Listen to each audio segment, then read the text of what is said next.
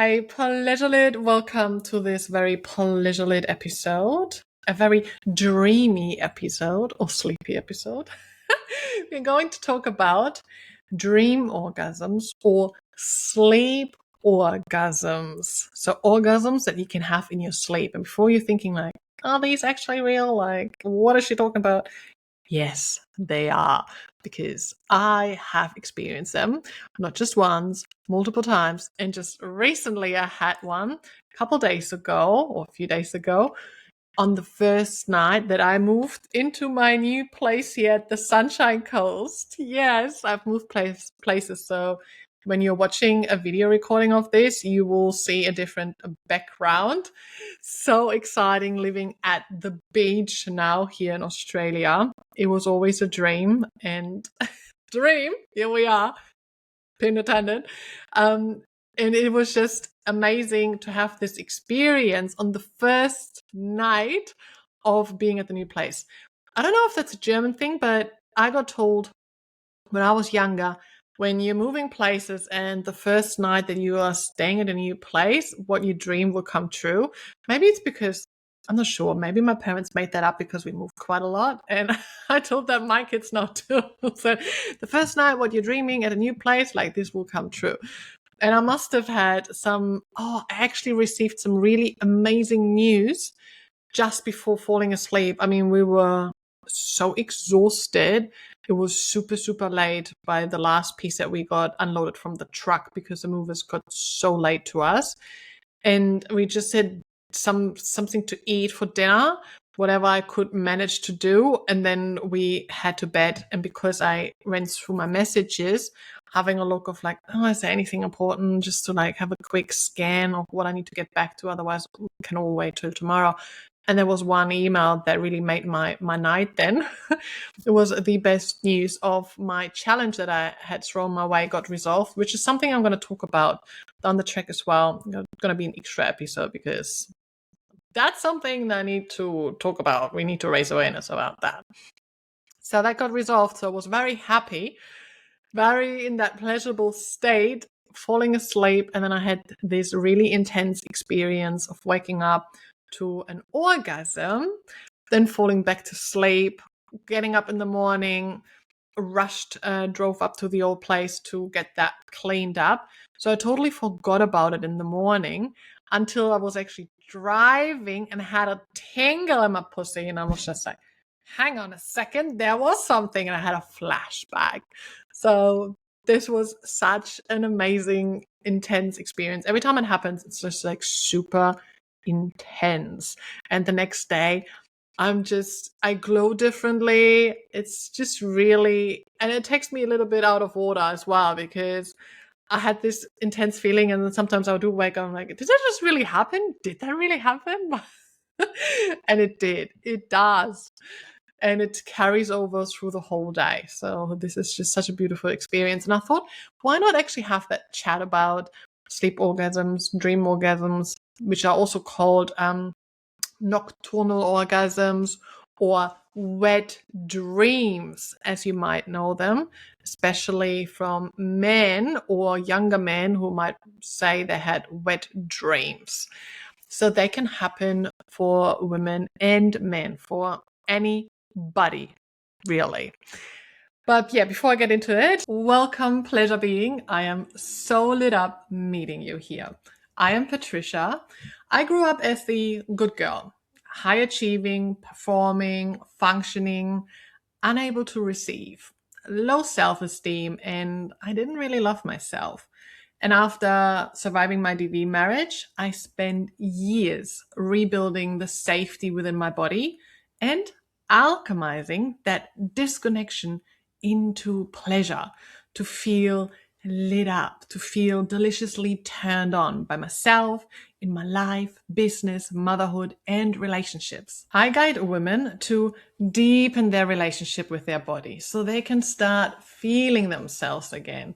And this way, you can live and lead from your pleasure. My trauma-informed somatic pleasure alchemy for women blends somatic self-pleasure, tantra, breathwork, yoga, kink, nervous system, and feminine embodiment and leadership. Somatic pleasure is the felt pleasure, the one that you can't perform and you can't think your way into it. I am the founder of Pleasurelit, your pleasure lit from within. I am the best-selling author of The Pleasurelit Way, the host of the top 5% podcast Pleasurelit with Patricia, and an award-winning pleasure explorer and educator. I have explored over 400 pleasure toys, countless pleasure practices, and studied over 20 certifications. If this sparked something inside of you, this is your invitation. Join us within the Pleasurelit Circle, my online community for women, including live calls and a growing library of somatic practices, masterclasses, and tips. Get my #1 best-selling book, The Pleasurelit Way, to awaken, deepen, and widen your pleasure capacity for the real deep transformation from disconnection to pleasure lit, to embody your pleasure, to live from your pleasure. Join the Pleasurelit Woman program. You can also access my online courses for more exploration, my pleasure favorites, and apply for one-on-one sessions and mentorship. For more details and to join, go to pleasurelit.com. So these orgasms in your sleep or dream orgasms, I call them dream orgasms because they're like dreamy. They happen during, or most of the time during, the REM phase. So if you've got a little bit of knowledge around the sleep cycles, there are different stages of cycle, like light sleep and REM phase and so forth. And the REM phase is usually the one where our vivid dreams happen.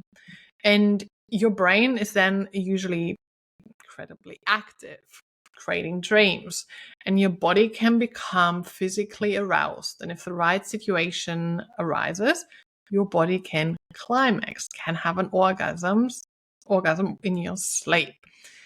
And any person, as I've mentioned, can experience that. So no matter if you're man or woman or any gender, and it doesn't matter your ages as well, relationship status, background, life phases, there are different situations that they can happen.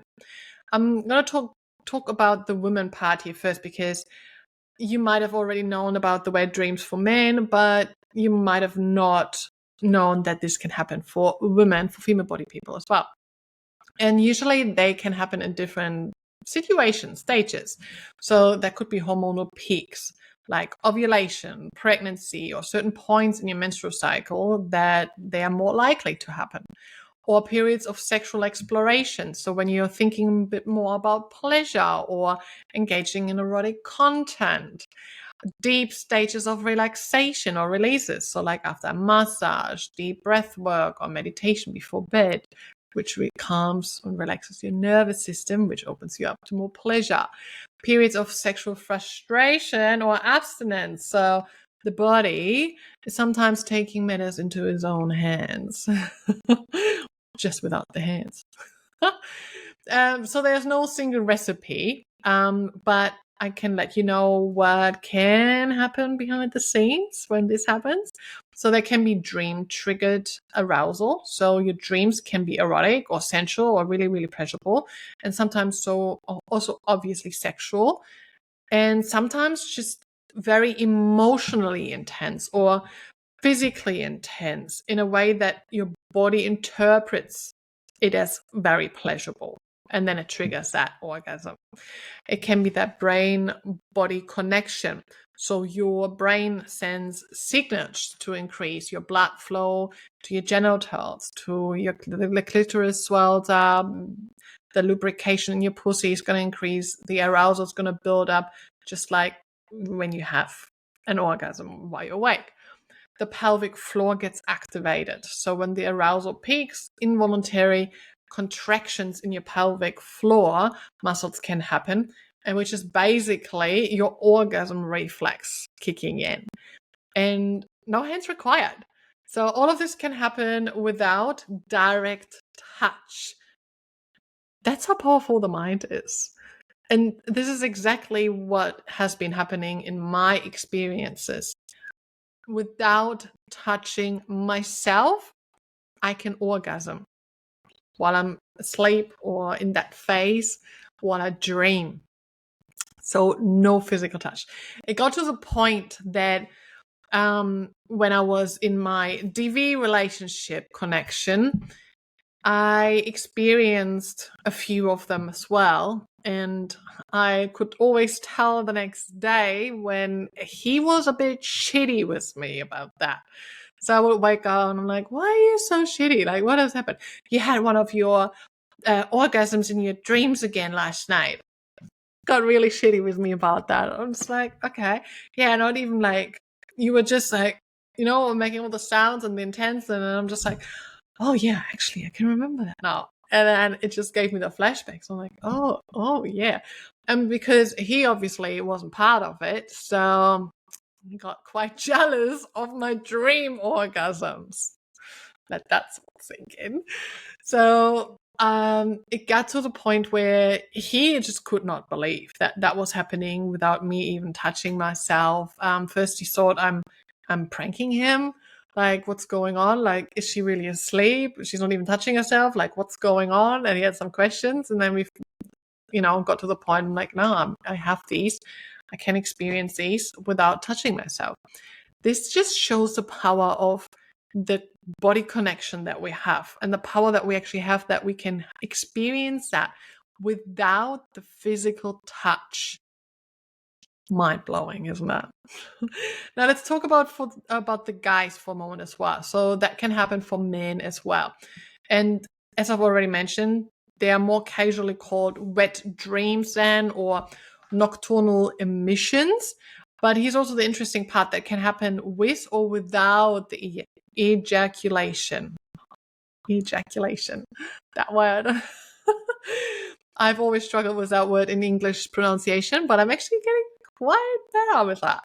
So just like women, they can be triggered in that REM sleep phase. When pleasure dreams activate the arousal, the penis can become erect, the blood flows going in there, and it can build up that arousal, that pleasure experience, and it can result into an orgasm. Sometimes it is linked to like hormonal changes, especially in younger men, or sexual development. But even adult men later on in life can experience them.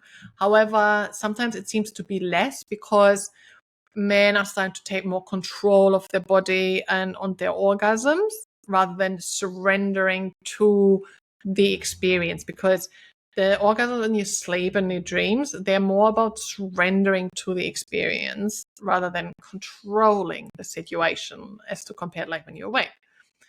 So just giving you like a few tips. So if you're curious of like, can I really orgasm in my dream, in my sleep? Like, what can I do to experience that? So first of all, the possibility is there. I mean, if I can, you probably can too. So leaning into that, I would probably say there are a few things that you can try out. First of all, taking that goal. Like, never have that as a like fixed goal, because the more you focus on fixate and control it, like I just said, the less is going to happen. Similar to like squirting and the splashing and any other orgasm as well. Taking it more as an exploration, as a journey, as an experiment, just getting to know your body, finding that deeper connection. Because for that to happen, a deeper connection with your body and self is super, super helpful, beneficial, important. General anyway, for all pleasure experiences. What can help is like sensual mind priming. So read erotic books before sleep, or listen to sensual audios, or fantasize about pleasure before you fall asleep. So your mind is already activated. I love doing that anyway. So in my book, actually, The Pleasurelit Way, you will read about that when I talk about sleep, how to make your sleep more pleasure lit, and how to actually, I talk about me having orgasms in my sleep and dreams. How this can trigger it is by making your sleep a pleasurable experience. So you open yourself up to pleasure, the portals of pleasure.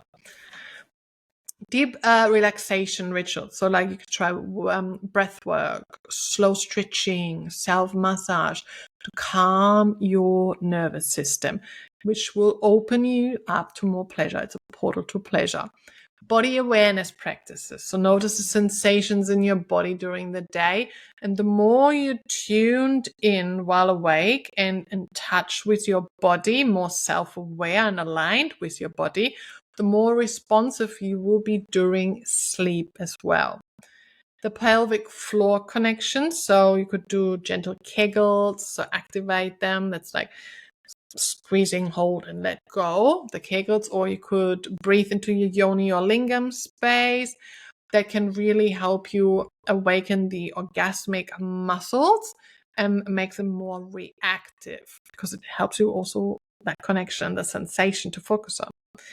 The sleep quality. So good REM sleep is key. So if your sleep is poor, less sleep, not good quality sleep, fewer dreams, and you're less likely, obviously, to have an orgasm in your sleep or dream. So these are some tips that you can start to explore. And it's just so interesting because all of these are really a part of the Pleasurelit way within my book. It's your starting guide, because that will give you the overview of all of the portals to pleasure and how you can change your life today and have it a more pleasurable one to be and live pleasurelit. And I talk about there exactly about these sleeping tips as well. So this is my reminder that sleeping, or like the dream orgasms, are a powerful reminder that pleasure is not limited to planned moments, and that your body is capable of pleasure in so many ways. And the same principles that allow for dream orgasms, like relaxation, body connection, sensual awareness, and nervous system regulation, are the foundation of this work, of this method, of this reclamation. So when you live in your body with pleasure as your guide, as your compass, you start to experience pleasure in ways you've never imagined before. And not just in the bedroom, but in your dreams, in your daily life, in every cell of your being. When you've liked this episode, make sure to follow and subscribe to the channel, and also share it along so we can spread more pleasure into this world. Feel free to tag me so I can reshare the love. You can access my free workshop at pleasurelit.com/links. Sending you lots of love and pleasure. Mwah.